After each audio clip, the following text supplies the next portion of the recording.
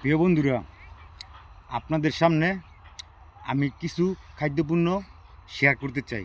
ভিডিওটা ভাই ডাক্তার দেন না, হ্যাঁ, পুরো ভিডিওটা দেখবেন। এদিকে এসো ভাই, দেখেন গৃহস্থেরা দেয়, হ্যাঁ, এদের রসুন ক্ষেত লাগাইছে, ঠিক আছে, কত সুন্দর তো দেখা যাচ্ছে।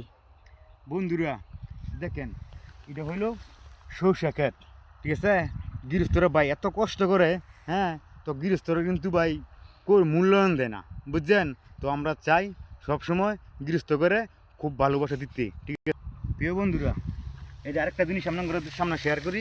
এই যে এটা হইলো গিয়া আলু ক্ষেত, ঠিক আছে। প্রতি শীতের মধ্যে গৃহস্থরা, হ্যাঁ, এই যে আলু ক্ষেত লাগায়, দেখছেন কত সুন্দর। ভাই বলতে চাই, গৃহস্থকে গৃহস্থ করে সবসময় ভালোবাসবেন।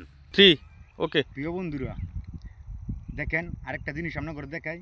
দেখেন শহরের মধ্যে, হ্যাঁ, আমরা গ্রাম অঞ্চলের মানুষ, আমরা কিন্তু শহর বলি। দেখেন শহরের মধ্যে শত শত গরু, শত শত গরু, হ্যাঁ, সাইডে দেয় গৃহস্থরা, বুঝছেন। এই গরুর দুধ আমরা কিন্তু বাজারতে, হ্যাঁ, টিয়াদা কিনে খাই, বুঝছেন। আর গৃহস্থরা ভাই দেখেন কত কষ্ট করে। এ দেখ এ ভাই, এ দেখ এক গৃহস্থ ভাই, ভাই এদের শহরের মধ্যে যদি গরুগুলি থাকতেন ভাই, কোনো সমস্যা হয় না, না?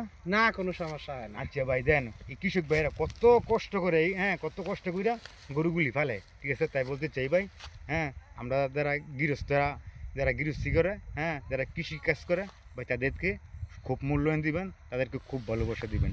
ধন্যবাদ ভাই। ভিডিও ভালো লাগলে শেয়ার করবেন।